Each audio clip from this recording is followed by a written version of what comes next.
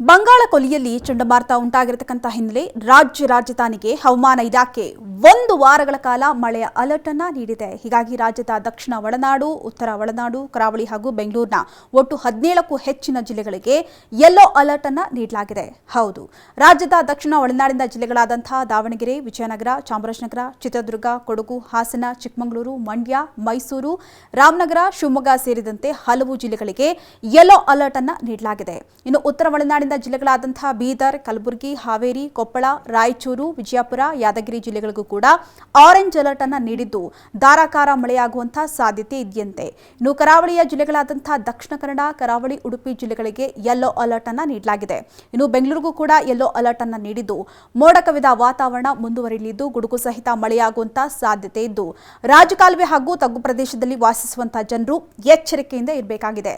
ಯಾಕಂತ ಹೇಳಿದ್ರೆ ಇಂದು ಎಲ್ಲಾ ಜಿಲ್ಲೆಗಳಲ್ಲೂ ಕೂಡ ಗಾಳಿಯ ಪ್ರಮಾಣವು ಕೂಡ ಹೆಚ್ಚಾಗಿರಲಿದೆ ಅಂತ ಹವಾಮಾನ ಇಲಾಖೆ ಅಲರ್ಟ್ ಅನ್ನು ನೀಡಿದೆ.